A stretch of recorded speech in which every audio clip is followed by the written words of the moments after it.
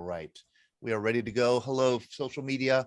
Having a little bit of a snafu on the website. We're trying something new, embedding the Zoom program link on our website. So you could join on, one of our Zoom events on the Zoom side through the veteransbreakfastclub.org website. And the audio is it's not coming through. There's something wrong with it. So we're just fiddling with it, hoping that it doesn't harm our attendance too much, but it is 7 o'clock. Sean, let's get the show started, shall we? Let's do it.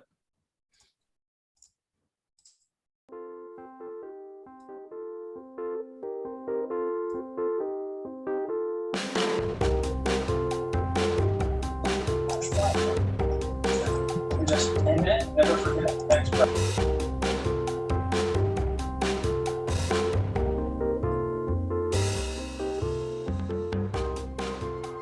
Hey, welcome. Good evening, everybody, and happy June 6th here. I am Todd. This is the Veterans Breakfast Club. It's good to see everybody.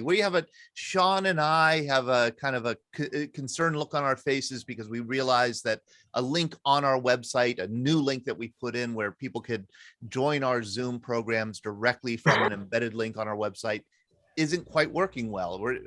I wasn't able to, I tested it just a few minutes ago and I couldn't get the audio. So we're trying to get the word out to get the old link back out to people. And I think that there might have been people trying to join us here on the website. So that's what that's what we were talking about moments before we went live. My name is Todd DiPastino. This is the Veterans Breakfast Club. And this is the 78th anniversary of D-Day, June 6, 1944. The Normandy invasion was launched. And it struck me today that we are almost as far removed from D-Day. Sure. As D-Day was from the surrender at Appomattox Courthouse in 1865. That's how long ago D-Day was. And I think it's just stunning and wonderful that we're able to get together with people who there's better who life remember, who have living, hey Robert, who have living memory of D-Day and maybe even some veterans. And tonight we have collections manager Lisa Petita and curator Michael Krauss. They're both from Soldiers and Sailors Memorial Hall and Museum. Hello, Lisa. Hello, Mike. How are you guys doing? Good evening. Good. How are you? Good. Thank you for devoting some of your D-Day anniversary time with us. For those of you who aren't from Pittsburgh, Soldiers and Sailors Memorial Hall and Museum is a wonderful, fascinating gem of an institution that we have here in Western Pennsylvania. It's actually the largest veterans memorial in the United States. It's like a Swiss Army knife of institutions. It does a lot of things. It has a 2,500 seat performance hall that is beautiful and state of the art. It has banquet facilities. It has meeting rooms, but it's also a museum and a memorial, and it has an enormous vault of collections of artifacts and documents and one of a kind stuff that Mike and Lisa are going to share with us, is specifically pertaining to D-Day. It is the place where people for well over a century, the place where Pittsburghers have brought their stuff when a veteran passes away and leaves behind documents and artifacts, medals and jackets and hats and all kinds of ceremonial swords and all kinds of artifacts. They drop them off at Soldiers and Sailors, and it is now Lisa and Mike's job to find out some of the history behind these artifacts, catalog them, describe them, and then present them to the public and interpret them for the public. So that's what they're going to do for us this evening. And I just want to encourage people, if you live in Pittsburgh and you haven't been to Soldiers and Sailors, you got to see it. I mean, it opened in 1910. It was built for and by Civil War veterans.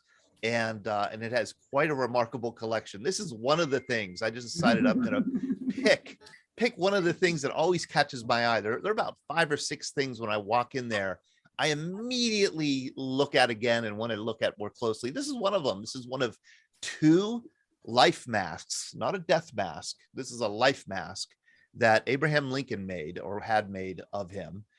He had one done in 1860. He had one done in 1865. This is the later one done before his assassination. And what fascinates me about this is for a while there, several years ago, I got really into Lincoln portraits because there are only so many portraits of Abraham Lincoln. And they're really interesting to see his change over time and to see how he posed and the different photographers' perspectives on him. And there's one that I always thought was very strange. Lincoln had strange hair, unruly hair, and he didn't like to brush it. He didn't like to comb it. In fact, he preferred that it be very messed up. But his hair is, most of the time, it looks somewhat like this. But there's one portrait where the hair is sticking straight up, kind of modern. And it always puzzled me why. This is done in 1865. Why did he have his hair like this? And I found the answer. It's because the person who made the life mask wanted to push his hair back and slicked it back. And he just mussed it up for the portrait. Had the portrait taken the very same day that this life mask was taken. This was taken after the life mask. So that's the explanation for the portrait. I thought I'd throw that in there. The Veterans Breakfast Club, we're a nonprofit. We're based in Pittsburgh. We have been holding events where we get veterans together with the public and have the veterans share their stories with the public. We do this through in-person events that we have where we have a breakfast or a lunch, sometimes a dinner, and we do it online also, and like we're doing right now. And our goal is to get people who otherwise aren't exposed to military culture and what serving in the armed forces entails, get them exposed a bit to veterans' stories and have the veterans share what they've learned in their service. And that's what we've been doing since 2008. We catalog our programs as much as we can. We have a lot of them on YouTube, a lot of them on our website. You go to veteransbreakfastclub.org, and when you're there, if you want to become a member, we would love you to become a member. We have exclusive member-only events online, and we'll be having some in person also. And we have discounts and other merch available for members. It's $36 a year. We'd love you to join. Best of all, you get the satisfaction of knowing that you are supporting an organization. And whether or not you become a member, if you watch our events, if you participate in our events online or in person, we would love to hear back from you. We have a simple 3-question survey. Rate it. What'd you like or not like about it? How can we improve? That's it. That's all we want to know. It's a customer satisfaction survey. We want to hear what we can do better. And we have heard from quite a few people. It's been really fun to read through these and get some really good suggestions that we take to heart. We have a magazine that comes out, 32-page glossy magazine. We try to have very high quality material in it, stories of veterans who've been on our programs or joined us in person. This issue has just come out. I got mine over the weekend, and I still do not have the thousands of copies that is usually delivered to my driveway. That truck has not come. And I thought it would come today and it didn't. I'm guessing it's going to come tomorrow, and I'll be moving thousands of magazines into my garage and then delivering them out to the community, because this is how people hear about us. This is a free magazine. I know Dom Nemchek, Ben Wright. I'm going to be delivering magazines as soon as I get them to you. And thank you for distributing them here locally in Western Pennsylvania. This is how most people find out about what we do. So if you live locally, I could get you a box. If you live, elsewhere, I could send you a box. Either way, would love for you to pass these out to anybody who would like them. They're free of charge. This is the best advertising that we do, and they're passed hand to hand. As you know, we have wonderful sponsors. D&D Auto Salvage and Metal Recycling has been a sponsor for over a year now. They sponsor our in-person events, and they've been sponsoring our Scuttlebutt podcast. They sponsor our VBC Happy Hour. They sponsor our Greatest Generation Live. They were there for Vietnam Veterans Day on March 29th at Soldiers and Sailors Hall. They seem to be with us all the time, and we're so grateful for that. They are a state-of-the-art salvage facility. They have 2 locations in Western Pennsylvania, one in Lawrenceville, one in Tarentum. They've been around since the 1970s. They do all kinds of metal recycling, ferrous and non-ferrous. And if you have any questions, or if you want a quote, if you're doing demolition, or you're in the construction business, or you know somebody in the construction business, or you have an old vehicle you want to clear out and salvage, call D&D Auto Salvage or go to the website dndautosalvage.com. That's dndautosalvage.com. And we also have tobacco-free Adagio Health with us. I was listening to an episode of VBC Happy Hour not too long ago where Sean was hosting, not me. Sean, you gave like a scary lecture about vaping. I did just a touch, Todd. It was, it wasn't so much that it was scary because the person we were talking to from Tobacco Free said to us that vaping is so much worse than just regular smoking, which I didn't know. Most people switched to vaping recently, and it was like, okay, that seems like it would be it because there's mist coming out, there's not smoke, but actually you are inhaling such a higher percentage of concentration of tobacco when you do vaping as opposed to regular smoking. I didn't know that, but watch the scuttlebutt for that particular one, Tobacco-Free Adagio Health, and check out that interview because it did scare me. It was just like, wow, I did not know that. Well, here was I didn't even pay attention to what you had to say about vaping. No. What I noticed was a different tone in your voice, and I realized, oh, that's Sean's dad voice. That's his dad voice. That's it. Poor Avi is going to get the vaping lecture from Sean. Good for you, Sean. Good. It's good to hear the dad voice. Yes, Tobacco Free. They help to encourage policies that promote healthier places to live, work, and play.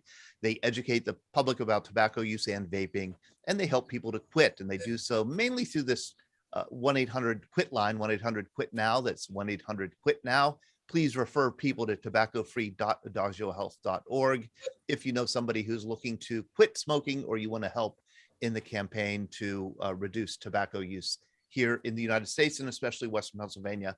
Two more quick announcements before we get to Lisa and Mike.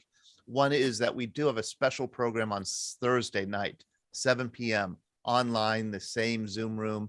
We have Carl Merlantes. I mean, he's such a wonderful writer, a fascinating person, very nice guy too. Those Marines are always nice guys.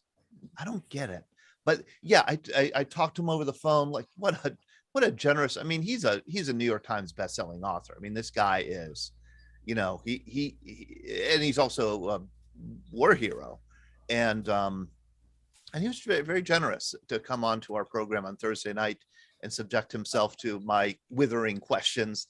And it's going to be, I think we're going to have a really interesting night. He has a lot to say. He wrote a wonderful memoir called What It Is Like to Go to War. And then, of course, his famous novel, Matterhorn, a novel of the Vietnam War. He's going to be joining us Thursday night at 7 p.m. So please do join us if you can. And if not, you can watch it in reruns, like always, on YouTube. Right, Sean?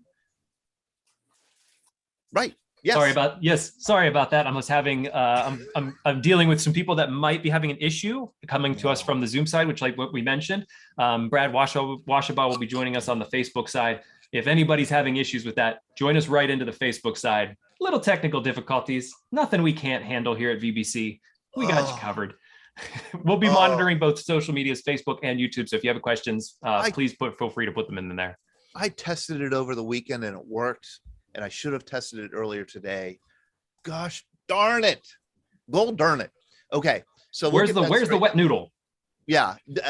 30 lashes with the wet noodle. That's definitely, I'm in for that.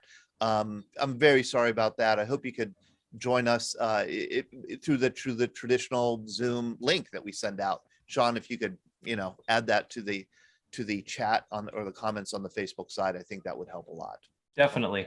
And I saw you pulled up Scuttlebutt, which I was very excited about this week, is that I had the Office of Veterans Programs join us last week. That'll be next week, Monday's episode. But this one, the GI Film Festival, San Diego, everybody knows Top Gun Maverick recently just came out.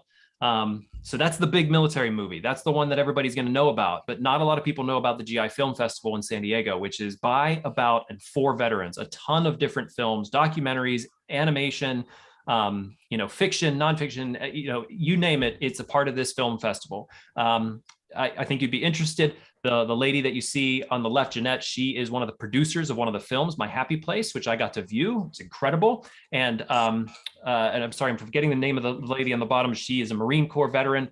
She is on the select committee of the GI Film Festival. They both had a lot of great things to say about this festival and the films that are involved in it and the veterans that work a part of it. Take a look at the Scuttlebutt this week. You can find it on our website. And you can find that on our website. You actually can.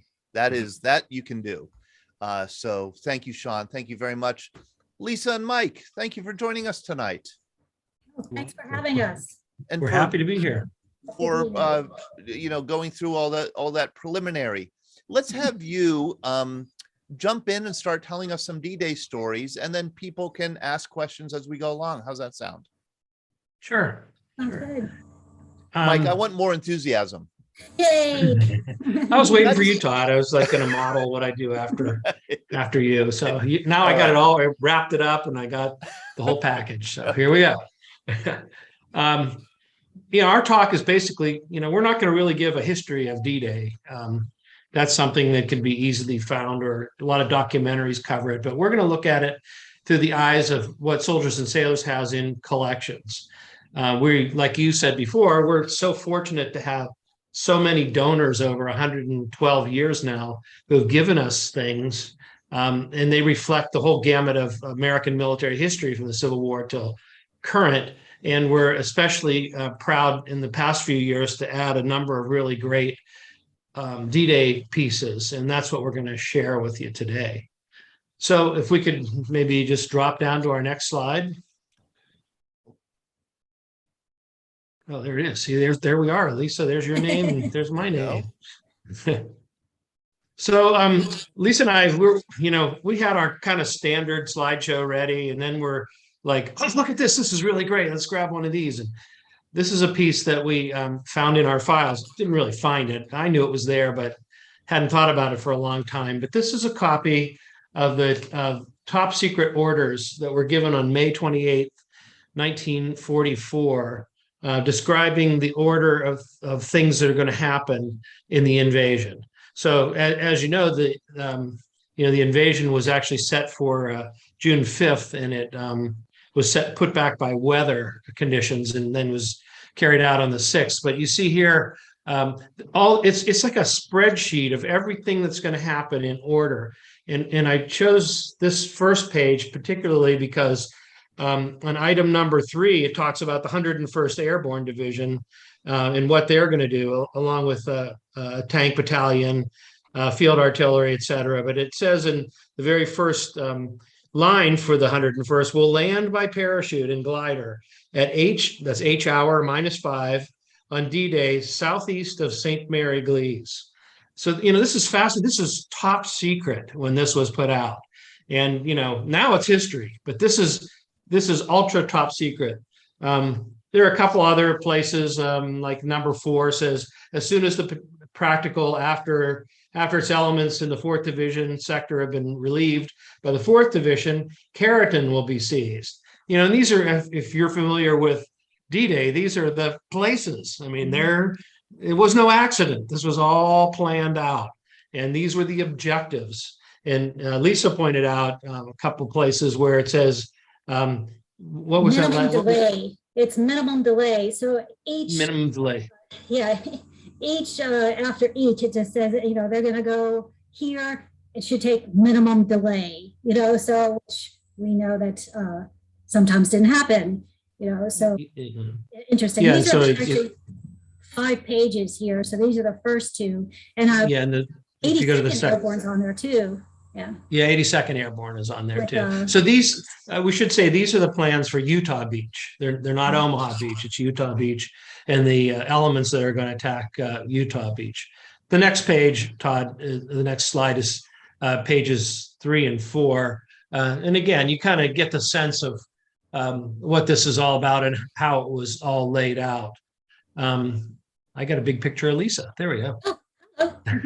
So our next slide, I like to start with this slide because this picture is on my desk, and it's Private Frank Burt Miller. He was a 1942 graduate of Moon Area High School. So when he's 18, when he graduates, what do you think a young person is going to do in 1942? Well, they're going to enlist and they're going to go. So Miller, I don't know what unit he was in. I've not been able to find that. He's obviously a local man, but he was killed in the first wave at D-Day. And this photograph was given to us by a family member, and all it says is Burt Miller died at D-Day on the back. So it's very poignant.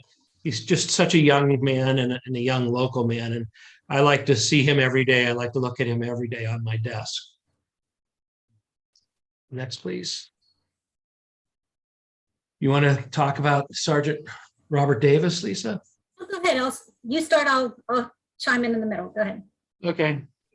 So Davis was, if you see his unit affiliation, 2nd Ranger Battalion. And again, in the story of D-Day, this is one of the most famous battalions that was at the invasion.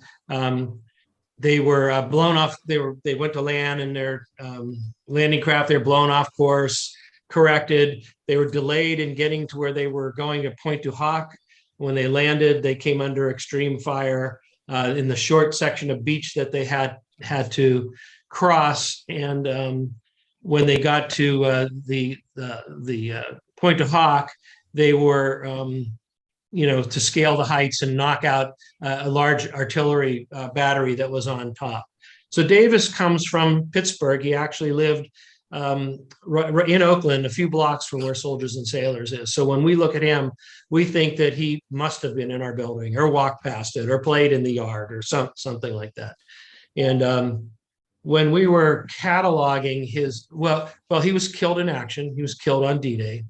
And when we were cataloging his pieces, I think the next slide might be some of those. Yeah, so the next slide, here's the telegram sent to his mother. The donor was telling us this was her only child. So I can imagine, I couldn't even imagine what it would be like to lose your only son, but it was her only child. And that's the telegram that she was given. And then there's a letter from his commanding officer to the mother explaining how her son died in a heroic manner on D-Day. And I think, Mike, you have some of that letter. That if you I have the letter transcribed, and if I could read just a paragraph or two. Now, remember, this is a letter by First Lieutenant Bob Edlin. He's Company A, 2nd Rangers.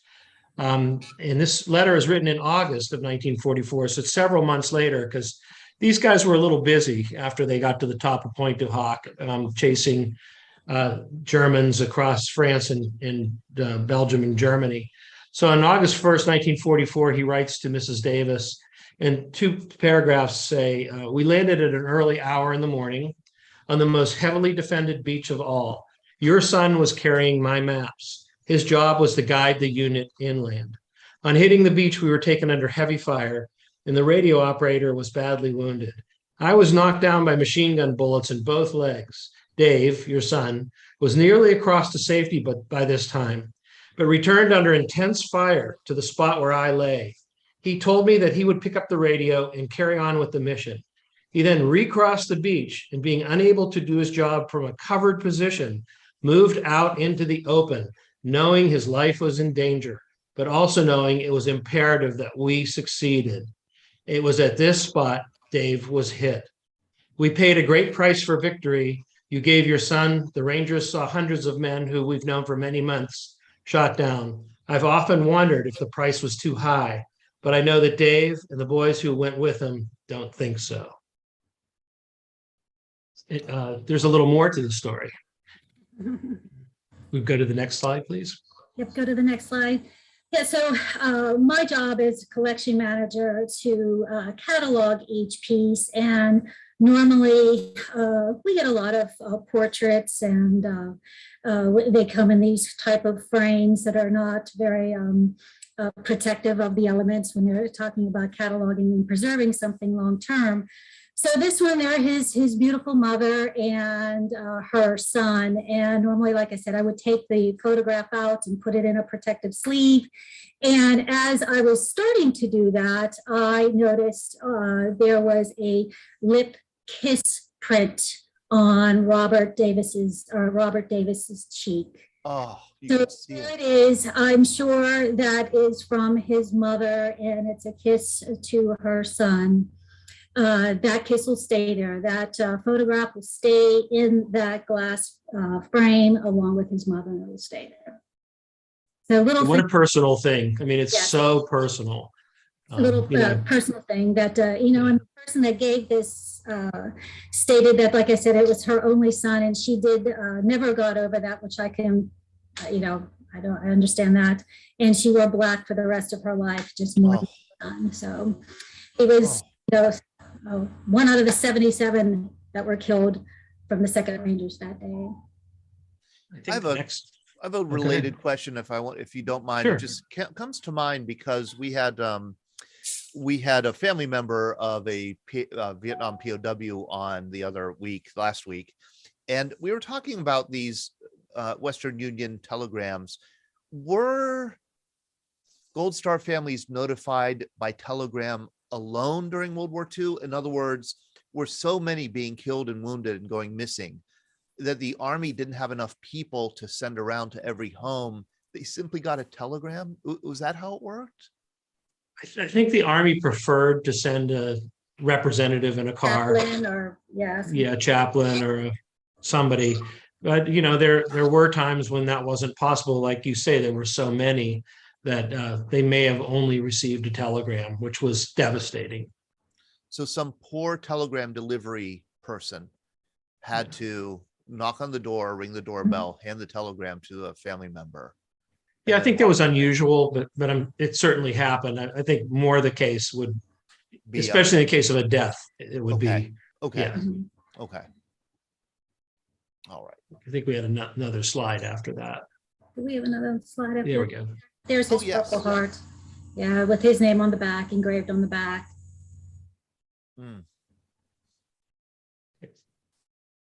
So we move to another, when you talk about powerful pieces that really were there, and tell their own story. This is one of them. It's on permanent display at Soldiers and Sailors. In fact, we have a D-Day display, so it's part of the D-Day display.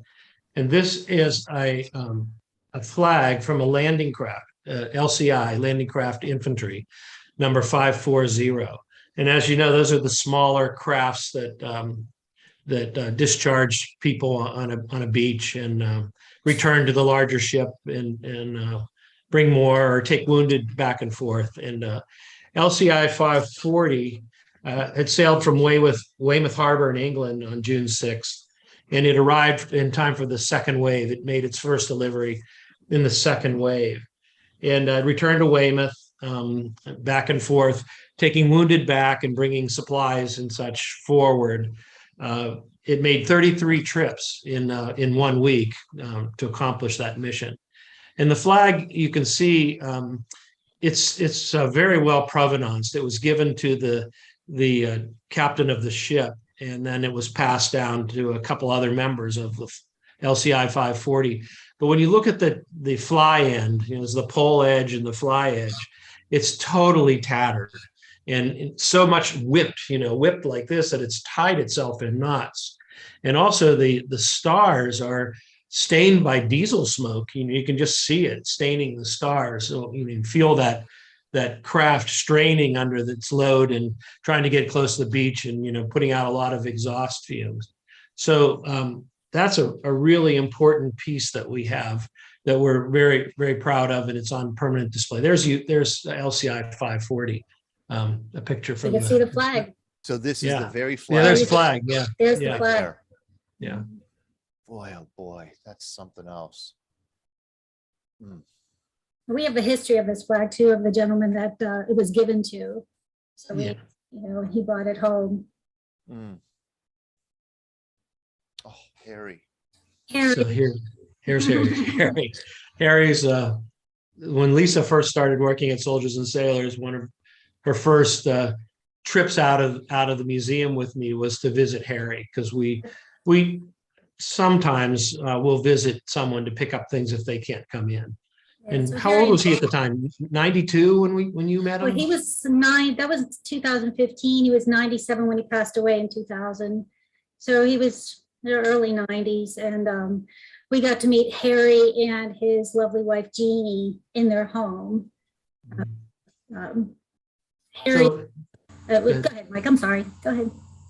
So Harry's part in D-Day, I mean, Harry was in an engineer regiment. So they were responsible, as a lot of your audience knows, for building bridges, blowing up bridges, building pontoons, repairing roads. They were often out in front. And Harry on D-Day was with an early landing team, and his job was Bangalore Torpedoes. And they knew that there were a lot of impediments on the beach, like barbed wire and a lot of things that were intentionally put there to stop the advance of the Allies. And a Bangalore torpedo is a series of long tubes that are hooked together, and from a distance they can shoot a torpedo into the barbed wire and blow holes in it. So that was Harry's job, and he accomplished that, and then went off to watch the invasion. I think Lisa has a good quote from Harry. Do you have that? I do have a quote. I think it's on the next page, where he just was on the next slide. It's a good quote from Harry. I saw a lot of people being hit. I saw hundreds being killed. They were lying all over the place. He says, I figured out if I got hit, I wouldn't know. So I just kept on going. And that's pretty much Harry. Harry made it all the way. He's one of the few gentlemen that made it all the way through the European campaign. And then he was transferred to the Pacific campaign once the European campaign was over. And when he passed, his wife Jeannie called us and said that when he was in the hospital, he was reliving D-Day, where she was telling us that he was having all these flashbacks in the hospital as he was passing. So I'm sure it stuck with him his whole entire life. But Harry was a souvenir collector also, as he traveled through Europe, the beaches of Normandy. So we have Harry's souvenirs on display at Soldiers and Sailors. There's probably maybe about 20 pieces that he shipped home as he found them going through Europe and also the Pacific. He was just one of those guys that was like, if you could have a good time, in combat, but he was just a young guy and enjoying himself and in what he was seeing and sending things home all the time. And, we were pleased and fortunate to get some of those things. Harry told us when he would collect something, he would ship it home to his sister who worked at the post office, and she put all of his souvenirs in the window and had them on display until he got home and was able to collect them. Oh my! There's a Bangalore torpedo, and I'm sure that's Harry right there. Yeah. So this is the kind of thing he was doing, and a Bangalore torpedo is not a commonly known weapon. No. But how does it work again, Mike? It's a tube. Well, there are sections of tubes that are carried by different men, and they hook together, and they just shove them forward until they get under the obstacle that they want to blow up, and then a propelled shell goes in it that finds its way through the tube, and then it's a concussion charge that will explode when it hits. Okay, so it's not high tech. I mean, it's no, a matter of tubing. Yeah, it's just kind of ingenious. It's like a sneaky Pete way to do something. Yeah, and they're still used, which is amazing to me. I did not know that. I did not know that either. Yeah, still used. Just amazing. Thank you for that little piece of history. Harry Mistrick, I got to meet him. He was extraordinary person. So we have a number of artifacts that came from the 82nd Airborne, which is, a great unit to be following. And there were a number of people living in our area who were in that unit and the 101st. This is a gentleman named Charles Lieberth. He was a paratrooper. There he is, dressed in his paratrooper uniform. This is a unique uniform that was developed. It was called the M1942 jump jacket and pants. The first time it was used, of course, was at D-Day. It's a canvas jacket with large cargo pockets. The trousers have large cargo pockets too, to hold a lot of ammunition.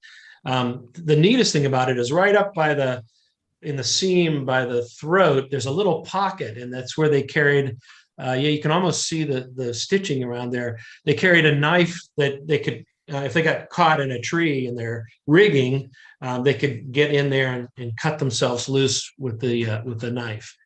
So that's what they looked like when they jumped at Normandy. They were wearing that stuff. Now they wore it through the war, but it was not the greatest uniform because it was cotton. When it got cold, when it got wet, it got cold. So they were not replaced. So consequently, they're very rare. And we have Charles Liebreth's. We don't have his jacket, but we have his trousers and a bunch of other pieces that he owned. Now we know that they don't go past D-Day because he was badly wounded in the days right after the landing, and he was out. That was it for him. He was wounded in the leg and came home, and he served in local politics for quite a while. And his family again brought his pieces in for us. Another 80s. Here's the jacket right here. That's the jump jacket, and it's like a safari jacket. It's very soft and not thin. There's no lining. You can see the large diagonal cargo pockets, kind of like the Vietnam uniforms were in the jungle uniforms, had that same kind of pocket. Right. And there you can see the where the knife would be. And this man's name was Paul Swarzak. He was also 82nd Airborne. His son brought us a number of articles from him, and the coolest thing he brought was a grease gun, an M4 grease gun, and he didn't use that at D-Day. He picked it up late in the war when they met the Russians. And there's kind of like no man's land and playing around there, and a couple Russians roughed him up one day. And he went and got a grease gun, and he said nobody ever bothered him after that. Wow! So we do have that weapon in our collection in the vault. It's in the vault. There's a little cute story about Paul before we move on. I found online. It said it's parachuted into Normandy on D-Day. He flew a glider into Holland on Operation Market Garden, and then a few months later, he fought in the Battle of the Bulge. On D-Day, he landed on the roof of a building. There were Germans all around. He played possum until daylight. When the sun came up, he discovered he was only 6 inches from the ground. That was his D-Day experience. Wow. Yeah, these guys were something. Yeah. They were. Yeah. So here's an Ike jacket. This is the quintessential World War II uniform, modeled after the British battle dress uniform. And Eisenhower favored it, and he wore one, often wore. It's short. It's a short jacket. Doesn't have the brass buttons showing. A little more subdued.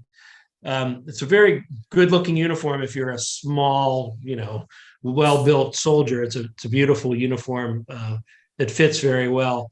And this is an example of the gentleman who brought this in was the son of Sergeant James Schell, and only knew that his dad was in the 82nd Airborne. That's all he knew. Dad never talked about it.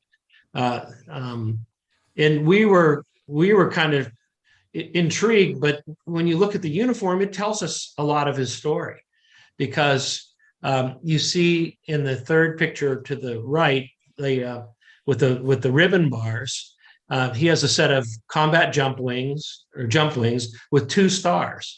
So those are, there's 3 stars. There's 3 jumps that he was on, combat jumps.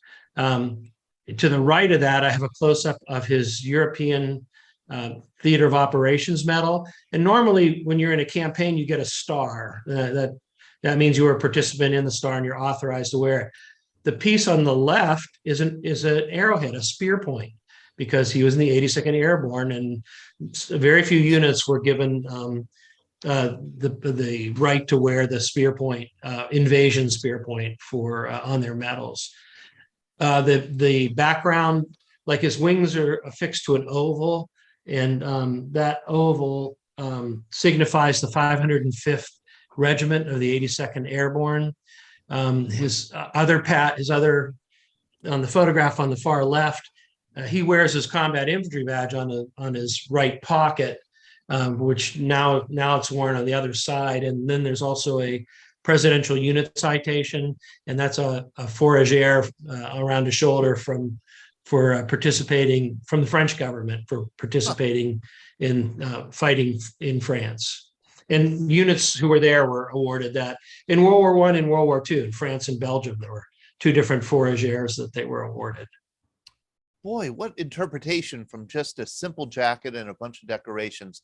I don't think I've ever seen this arrowhead before, Mike. That's interesting. It's a really neat thing, and it's exciting. When we find something like that, it's really exciting. So people who were in on the invasion got an arrowhead? Right, right. Okay. Right. Right. So neat. Okay, no relation, first off. Captain Herbert Krauss. Although my dad's brother was named Herbert Krauss, but it's not this gentleman. Captain Herbert Krauss was in the 8th Regiment, 4th Infantry. He landed a few days after D-Day, but he has a great account. I want to just read this real quickly because it really says everything about the LCI, being in an LCI, landing craft infantry. It says, presently our LCI were lowered over the side of a ship. My stomach went in the opposite direction each time the small LCI bounced up alongside our larger vessel. With 20 others, I climbed down the side on the rope net, dropping into the moving boat. The pilot steered us through rough seas. The pilot steered us through the rough sea 12 miles to shore. We were now more seasick than before because the smaller craft turned and twisted in all directions, going up and down in each wave. My footing was slippery on the wet metal deck. There was the smell of vomit. You could taste your stomach, a pandemonium of sounds, sights, and smells. Anything to get off this crazy boat and set foot on land, was his comment. So that kind of sums up, the experience of getting off the larger craft into the smaller one on the rope net. And, a lot of soldiers were seasick, and it kind of captures that. So Captain Krauss was part of a forward command, observation command. They were observing enemy positions and calling in the positions. And he had a crew of 4 men and himself, and he left his Jeep to go reconnoiter a little ways away and spot the enemy. And when he did that, a German 88 shell hit the Jeep and killed all 4 of the men in it. And in the explosion, he lost an eye. A piece of shrapnel flew and hit him in the eye.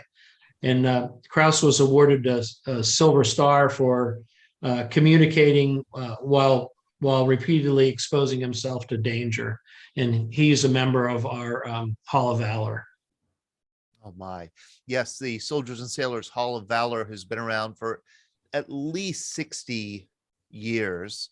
And it is, I think there are hundreds of inductees at this point. Anybody with the equivalent of a Silver Star and above, and different branches are eligible for entry into the Hall of Valor. So wonderful program Soldiers and Sailors does. This is a radio room book from the USS Battalion, and it's fighting in the Pacific. But this message was sent and received on June 6, 1944, and it says, latest news flash, General Eisenhower's headquarters announced that the Allied forces have landed on the coast of France, and they were supported by an umbrella of Allied air power. Now, no other details were given. So this is how forces in the Pacific learned about the invasion in Europe. Oh, this is immediate. This is on June 6th. This telegraph was sent to ships in the Pacific. So you can imagine the chatter that this inspired aboard the USS Baton, as people speculated about the invasion of France, northern France. How neat. Lisa. Oh, hello. Your turn. My turn. I'll take over and give you a break, Mike, for a little while. So this is John Pinder. He's also in our Hall of Valor as a Medal of Honor recipient. He was killed in action on June 6, 1944. There's a story here where him and his brother, right after the bombing of Pearl Harbor, decided to go ahead and join. John, before that, was a minor league baseball player. from McKees Rocks.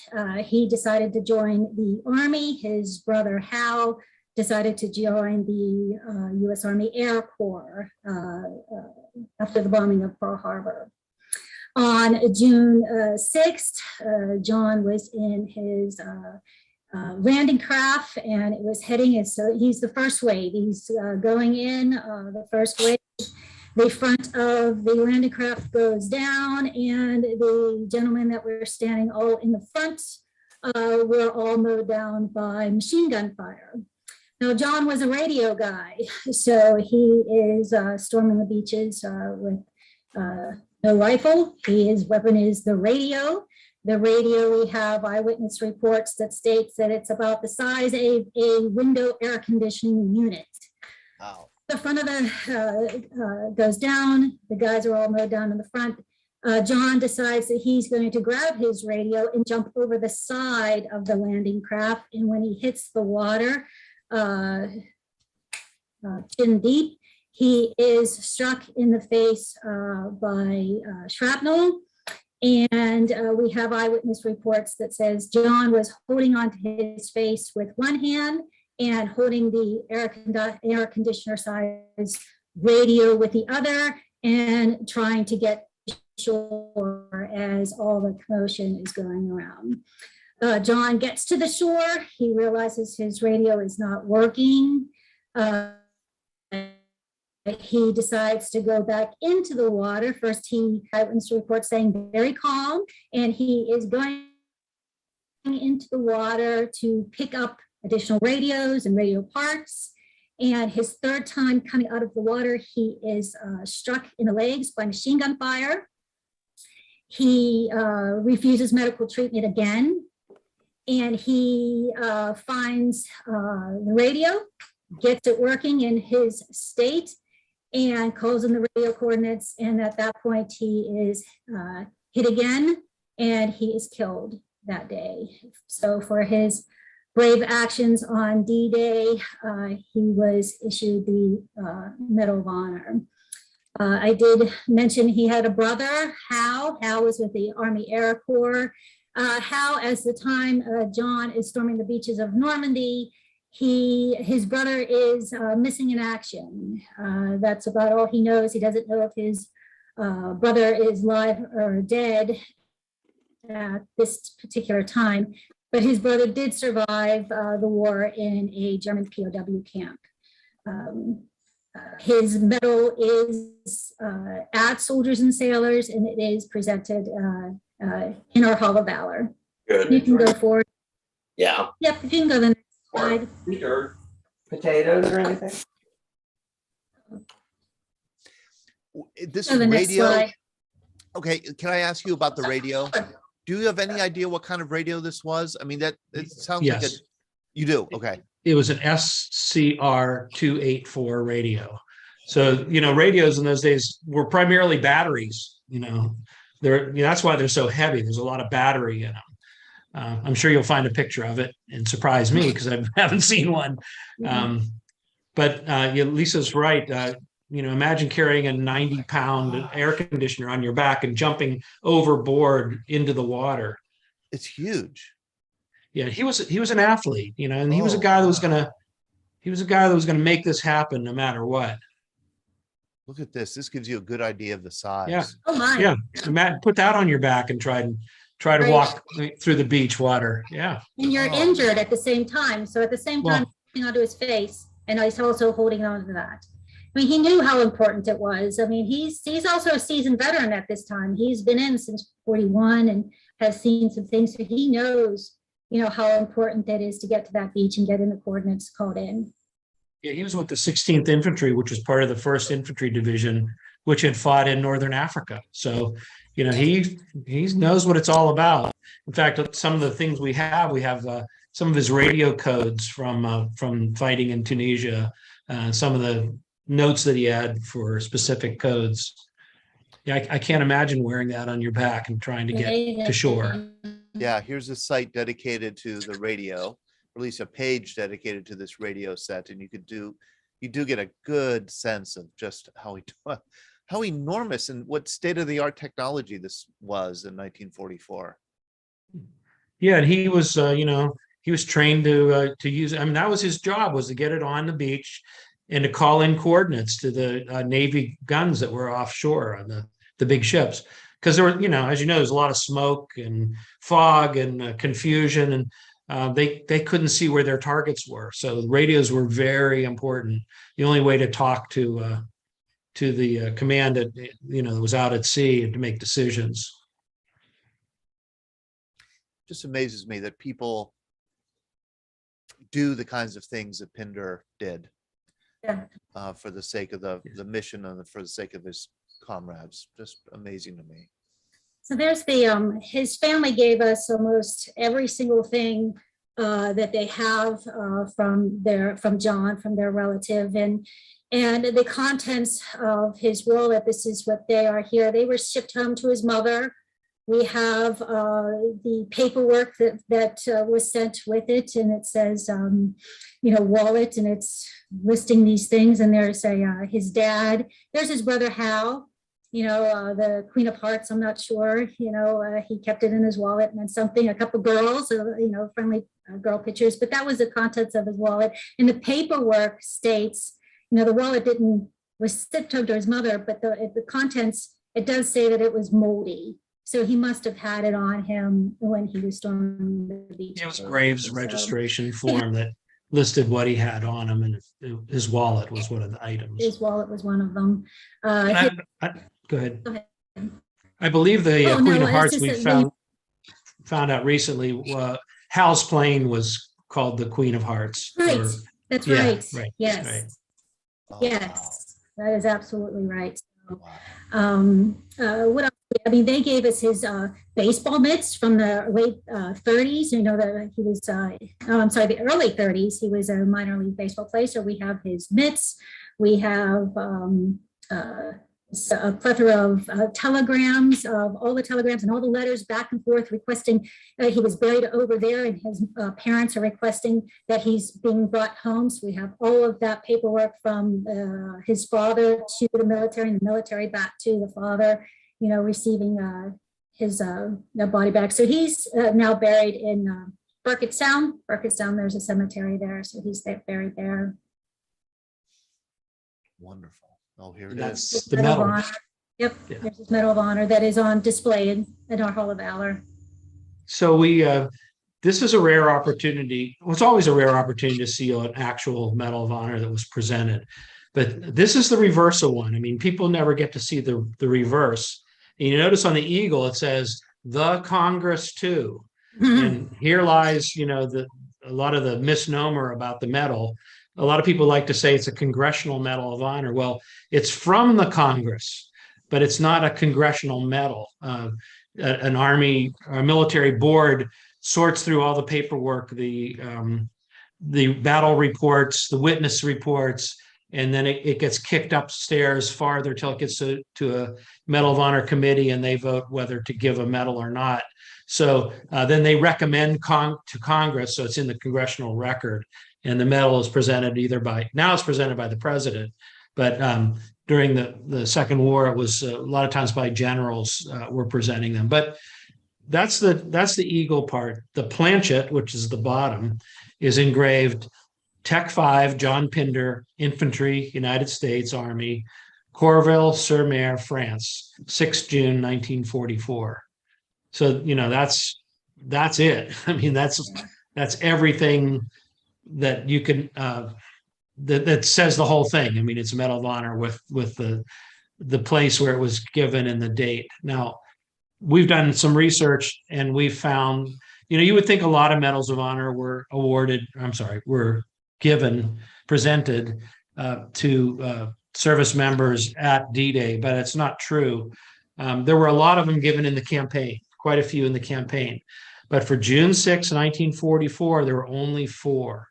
There were 2 enlisted and two officers. And Todd, you probably know one of the officers that was presented a medal. Theodore Roosevelt Jr.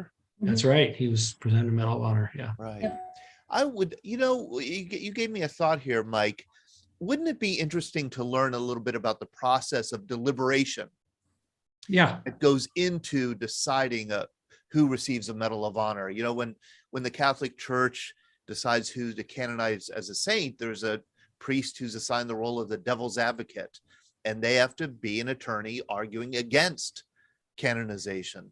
And I wonder if there's something equivalent there in the Department of Defense, you know, an advocate for not including this person into the circle of honor that is the Medal of Honor.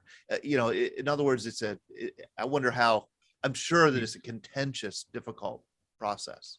Yeah, it became that way. It wasn't originally when the medal first came out, as you know. In 1863, Civil War men could get it simply by turning in a battle flag. I mean, there were gallant acts that were recognized, and the medal kept being presented into the 1890s. And Congress said, no more Civil War medals. There are 1,500 Civil War medals, and I think there are about 3,000 some odd in the entire beginning from 1863 till now.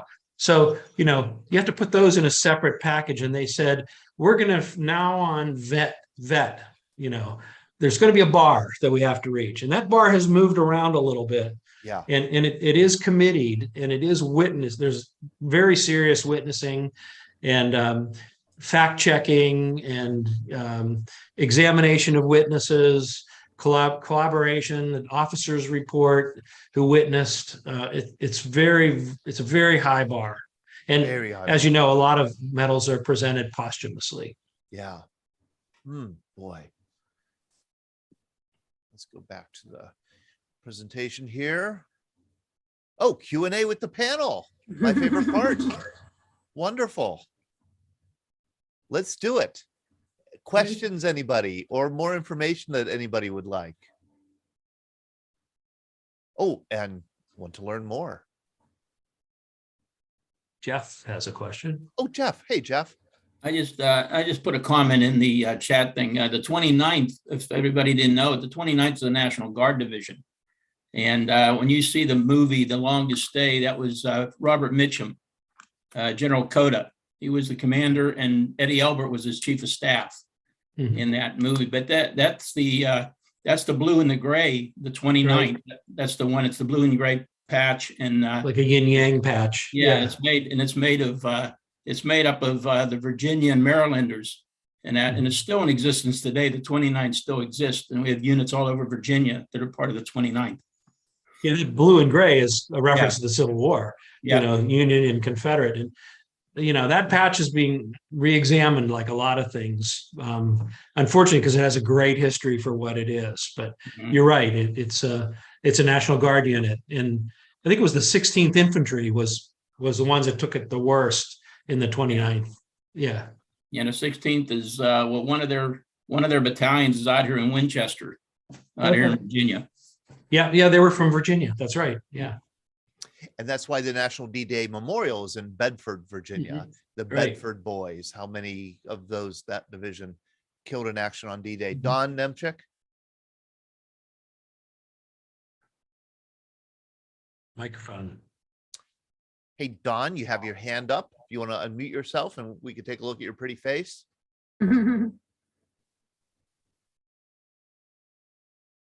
Oh, having trouble getting connected. Okay. Hey, Don. Okay, good evening.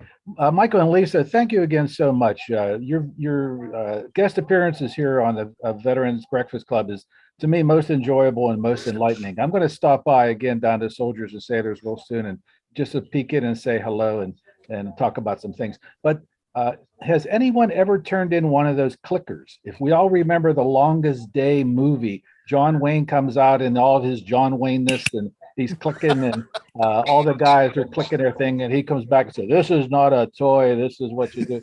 And I was just curious, do you have one in your archives, Michael?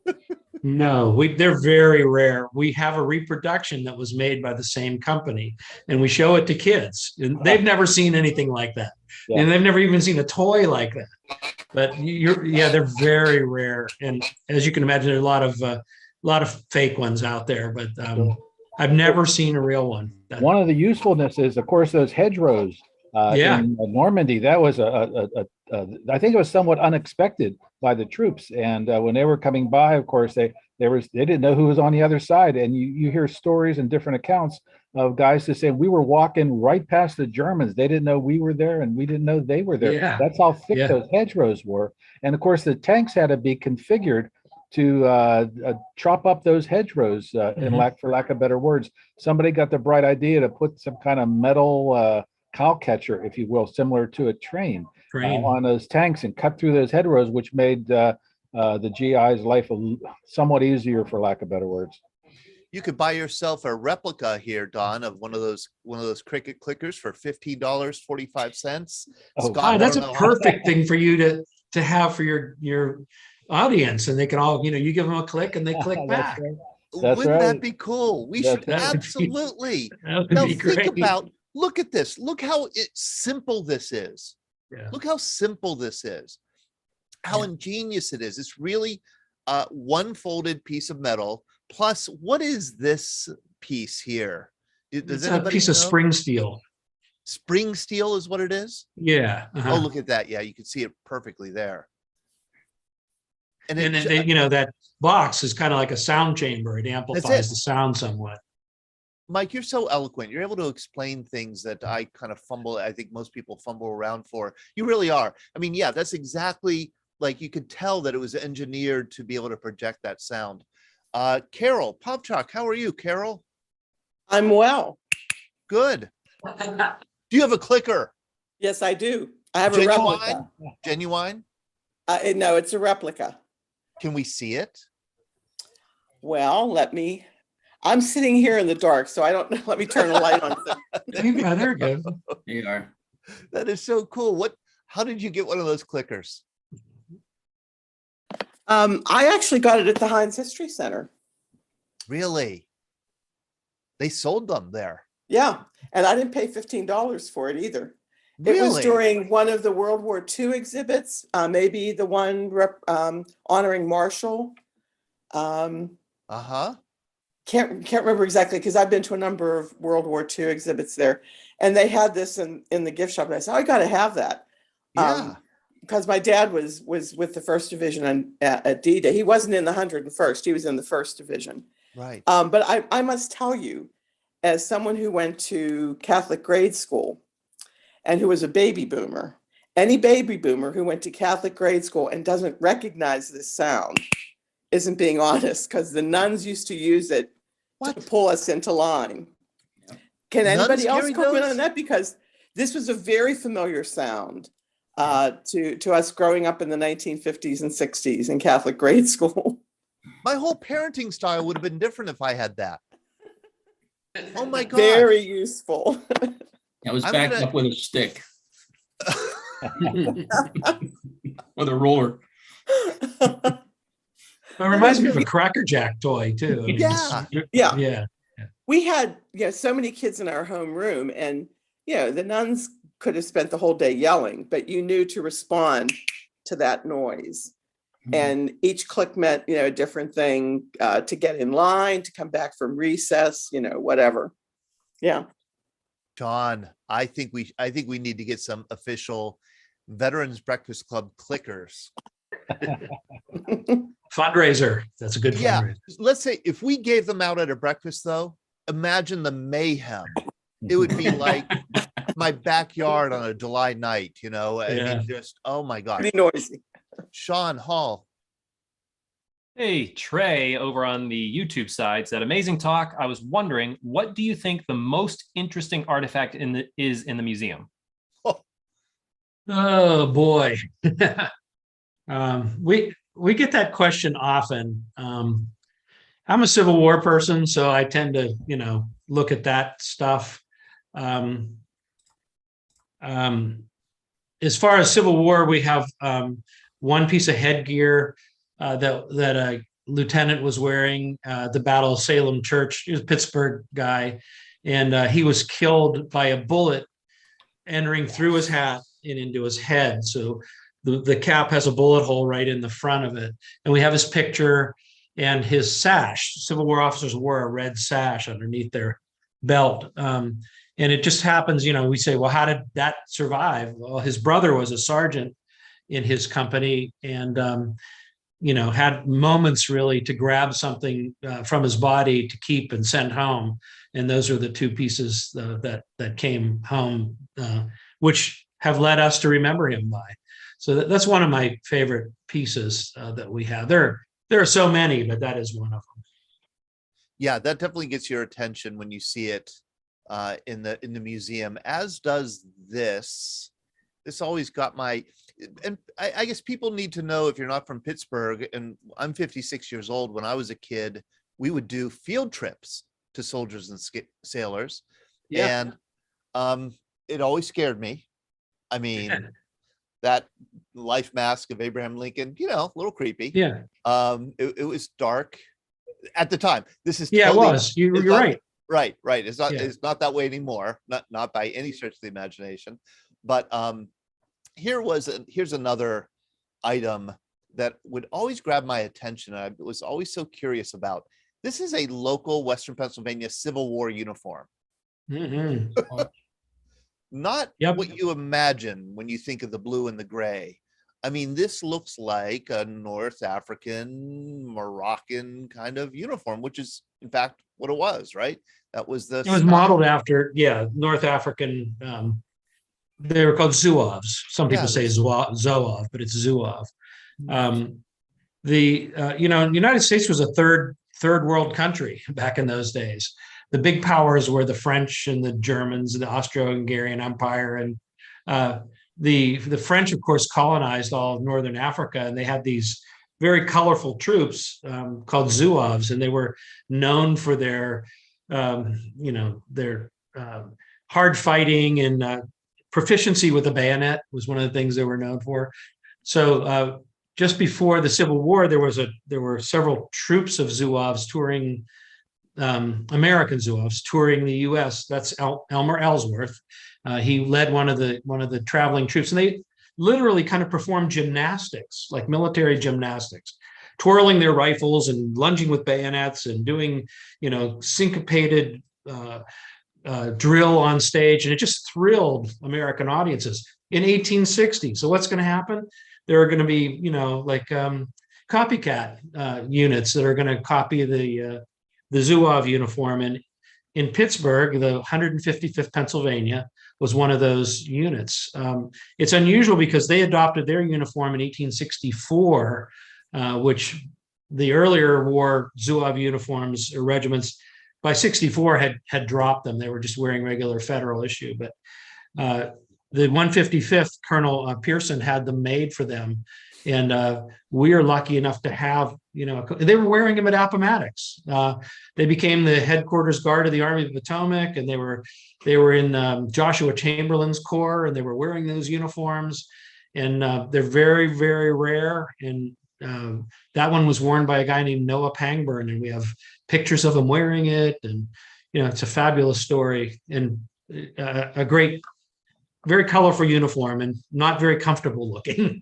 No. Giant baggy trousers and a very short, tight jacket and a fez, like a fez cap. Yeah, and you would think that all those things would be a good giveaway for maybe a sniper trying to pick off infantrymen wearing colorful clothing. But Mike, you have encyclopedic knowledge, and I do hope you find a way to take what's in your brain and transfer it onto a piece of paper. I'm giving it to Lisa. I'm trying to feed it to Lisa, and she's getting a lot of it. Incidentally, her power went out, and she apologized and said she tried to get back on several times and she couldn't.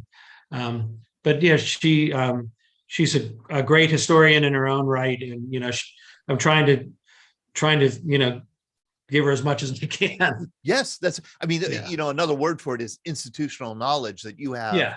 You've been at Soldiers and Sailors for a while. You know the collection better than anybody, and I think you're trying to create a catalog of everything that's. Yeah, we are. there. Yeah, our goal is actually to get that catalog online so people could search it, and we're making leaps and bounds. We're not there yet. Yeah. It may be a couple more years, but leaps and bounds just to at least people can look up something like your great grandfather was in something and you wanted to know if we had any pieces from it. You'll be able to look that up eventually. Right. Burt Kennedy, wasn't Ellsworth the name of the first Pittsburgher killed in World War I? Yeah, that was Thomas Enright, first Yes. American Yeah. killed. Yes. Thomas. But Enright. Ellsworth Avenue in Shadyside is named after him. It is named after Ellsworth. Yes, yes. Yep. Oh, Elmer interesting. Ellsworth. Yeah. How about that? Do we have any Ellsworth other- was a very good friend of Lincoln, and visited the White House often. That his Zouave regiment was one of the first to arrive in Washington, and did patrols, and he visited Lincoln quite often. Ellsworth was a very little man. You can picture him standing next to Lincoln, but when I guess there was a Confederate flag flying over at the McLean House Hotel in Alexandria, and there's a lot of chatter about pulling it down. So Ellsworth and his Zouaves went to get it, and Ellsworth, they went up the stairs, and he tore it down off the pole and came down the steps with it wrapped around him. And the owner of the inn was at the bottom with a shotgun and blasted a hole right through him. So he's like the first casualty of the Civil War. And he was feted in song and poetry, and Lincoln wept, and it's a great story. That is a great story. Huh. Fascinating. Do we have any other comments or questions out here? Deborah Benora over on the Facebook side said that she remembered the clickers the nuns used to make us kneel down all together back in Catholic grade school. She does recognize them. Bob Buke said Tom Custer won 2 Medal of Honors for capturing 2 regimental flags. That's right. There are several double medal recipients, and Tom Custer, George's brother, is one of them.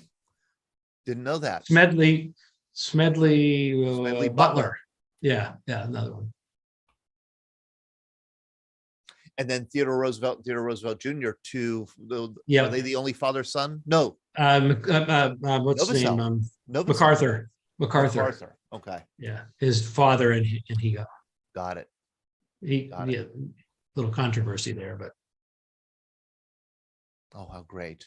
Let me tell you my favorite D-Day story, which I did write about in our recent blog, just because it really, I find it so intriguing and so improbable that, if you would have had to have, you wouldn't have been able to make it up.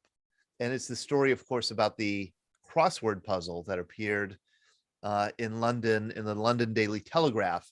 And it began with one British intelligence officer working on the telegraph, the crossword puzzle in the Daily Telegraph on May 2nd, 1944, seeing, I think it was 17 across, one of the US, the answer was Utah. And that immediately raised a red flag for him, because Utah, of course, was the code name for one of the landing beaches. And this British intelligence officer thought it was strange that such an exotic word for England would appear in the London Telegraph. So he looked back and he remembered 1932, that same crossword, the same one in the same newspaper back in 1942, had a clue, a port of France, and the answer was Dieppe. And it was the day before the Dieppe raid. And there were a lot of, it was written off as a coincidence in 1942, but this was harder to write off. And so this intelligence officer did look back over the previous few days and weeks and found that other code names had been used. Sword, Juno, Gold, they all had appeared in the crossword puzzle. Then in the coming days, Red Indian on the Missouri, Omaha, a bigwig, Overlord. This bush is a center of nursery revolutions. Mulberry, which of course were the portable docks that were used. Britannia and he hold the same thing. Neptune, and they hold the trident.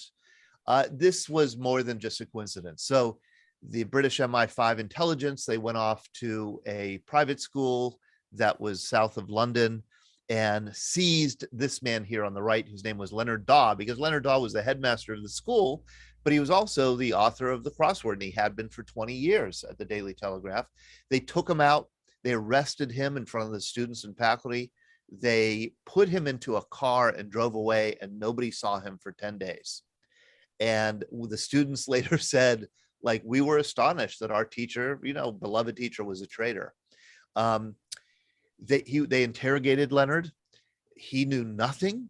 He didn't seem to be able to explain where he got any of these words. And they held him until D-Day was a success, that the Normandy invasion was going to work. And then, without having any further information from where Daw got these words, or they chalked it up to just a giant coincidence. Once again, they delivered him back to his school after they had ransacked his office and his home. And for 40 years, that was the explanation, that this was really one of the greatest coincidences in history. And then in 1984, for the 40th anniversary of D-Day, one of the students, this kid, Ronald French, came forward. He's now in his 50s. And he says, you know what?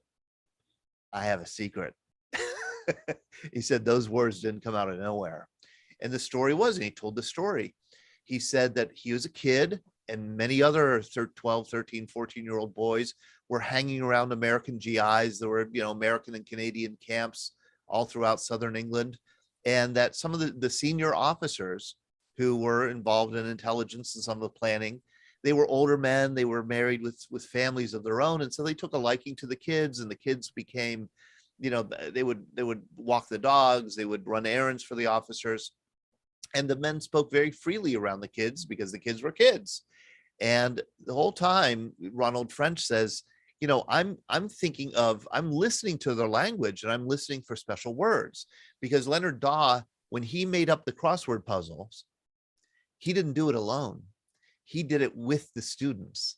And in fact, he would hand out blank crossword puzzles and then say, no clues with them, just said, fill in the most interesting words you know, and then he would collect them up.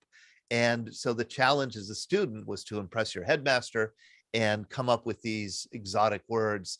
And so the American and Canadian GIs were always using these exotic words over and over again. Ronald French said he wrote them down in his little notebook, and then would have these sessions, these crossword puzzle crafting sessions with their teacher. And he would proudly say Omaha, or Neptune, or Juno. And the teacher would write down and include them in the crossword puzzle. When Daw was released and went back to the school, he immediately called Ronald French, 14-year-old, into his office and interrogated the poor kid. Said, where did you get these words? French showed him the notebook and told him that he got them from American and Canadian GIs.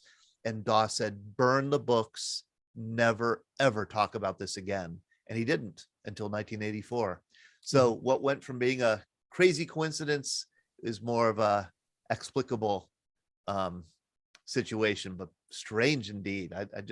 I love that story. You could imagine just the British intelligence agents being, in a frenzy trying to discover the source of this leak.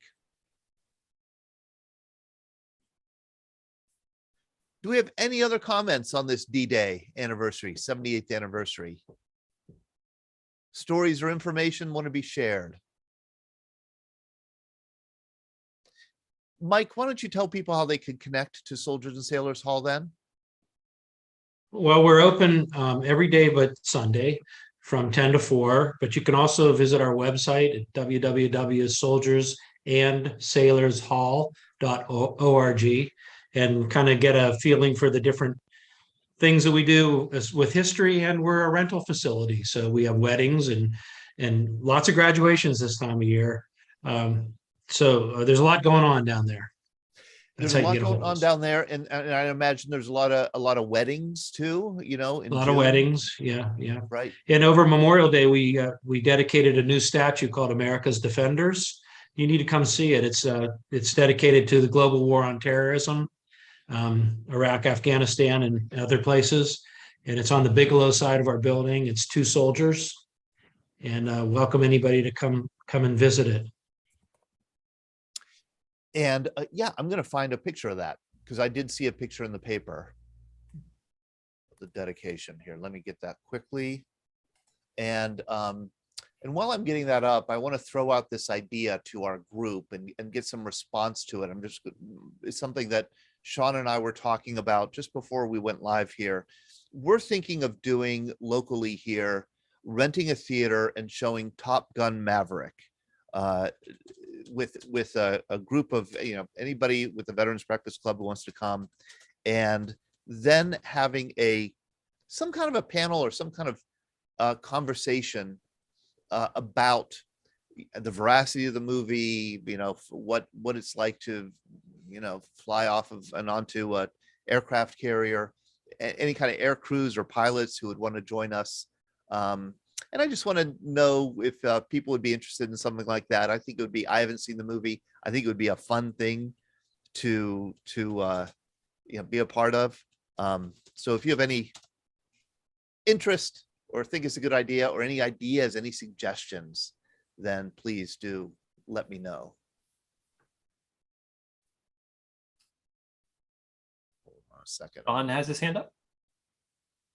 Yes, And just Carol. real quick, Todd, I think that's a superior idea, because we enjoyed the movie Top Gun, and having our own theater with our own group there would be awesome. I know the AMC Lowe's Theater down in Homestead, I believe, rents out their theater, and they have that real high def screens and things like that. So I, for one, would love to participate in that. Again, having served on an aircraft carrier, I may shed some light on some of the scenes in North Island, not the ones in the bar, of course, but the ones on the boat and around North Island and Coronado, because that was kind of my stomping grounds back in the day.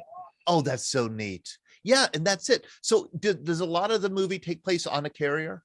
Yes. Okay, so Yes. I think that's what would want Oh, insight yeah. into carrier life. Carol. I agree. I think that would be a wonderful opportunity to hear from people who've actually flown and been mavericks, what they think of the film. But I did have another D-Day comment. Okay. I had the wonderful opportunity to go to Omaha Beach about, I guess it was 12 years ago now.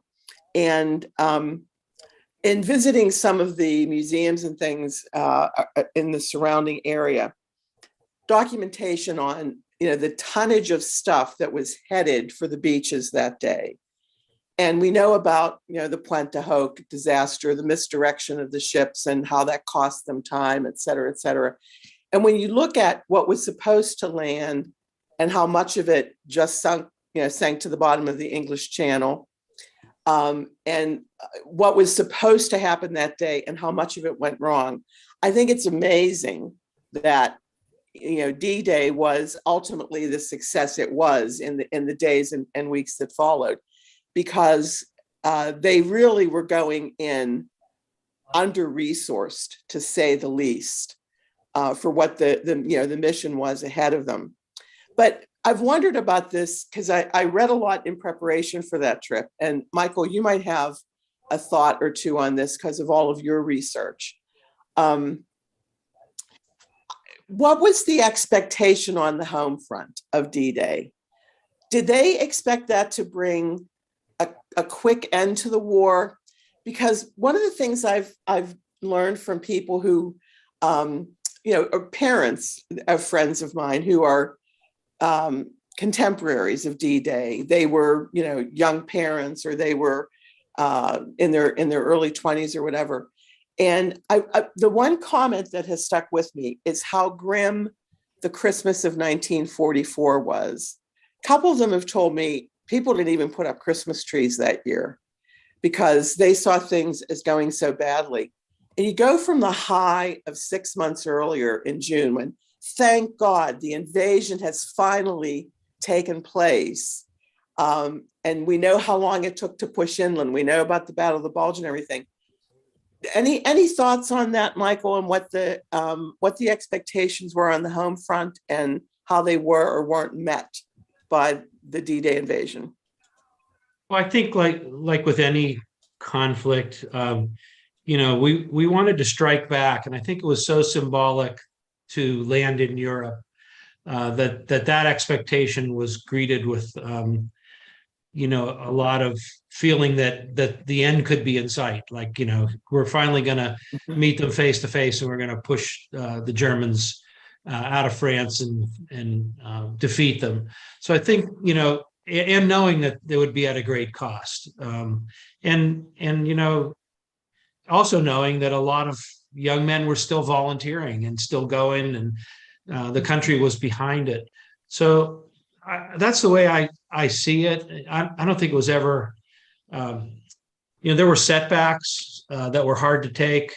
Battle of the Bulge was a surprise and bloody, but a lot of forward progress beginning with D-Day, with the landing. So I think that was a good thing. Would you agree with that, Todd? Yeah, I think I think the whole Normandy campaign took a lot longer than was expected, and I think it was a lot bloodier than expected. I think the original estimate for the whole Normandy campaign was going to be about 10,000 Allied casualties, and it ended up being 10 times that number. And the Allies ended up running out of the US, ended running out of replacement troops in early August. The situation was really bad with replacements in France in early August, really, really bad. Young men were being hustled out of basic training and sent overseas. But then, after the liberation of Paris, there was like a swift movement right to the German border. And it just seemed like, it was going to be over by Christmas. And then the Battle of the Bulge. And that was the devastating surprise that helped to prolong the war. Henry, you are still with us. Can you tell us, you wrote to me a message here. You got an autograph from a Ghost Army veteran today? Yes, I did. I have most of the autographs of the living Ghost Army veterans, who of course were, the soldiers who did deception work and, helped make the D-Day invasion possible. That is so neat. So these are people who participated in this fake army, there were fake tanks and fake troops, and right? Yeah. Wow. He was under George Patton. That made it look so legitimate. How neat. How great. Another wonderful autograph, Henry. Man, do you have the history collection there. Well, that's great. It sounds like we have some support for a Top Gun field trip. We do, especially from Facebook, several comments, everybody in support of it. And Lisa Marie said that Rear Admiral John Meyer, who is, he's a Navy fighter pilot, and he's from the Pittsburgh area region. She's going to put us in touch with him. So maybe we can get him to come join us. Oh, wouldn't that be great? See, that's my dream, is like to have somebody give us some of the context of the movie, the context of what it's like to live and work on a carrier, what it's like certainly to fly in one of those unbelievable machines. So that would be great. We're going to put it on the calendar, and we're going to try and get that on the calendar within the next 30 days and get the word out. And poor Scott, you'll have to just use some of your summer vacation to come to Pittsburgh from Toronto and join us. Absolutely. I would love that. Very good. All right. Well, thank you so much for spending some of your D-Day evening here with us. Thank you to Michael Krauss and Lisa Petita from Soldiers and Sailors Memorial Hall and Museum. That's soldiersandsailorshall.org, soldiersandsailorshall.org. It's a wonderful institution. We're very grateful, and we're lucky here in Pittsburgh to have it. And I'm sure we'll be seeing you later this year. Mike, thanks again for joining us. You're welcome. And Lisa, I'm sure, would be expressing her thanks as well. So we both thank you for giving us the opportunity. All right. Take care, guys. So long.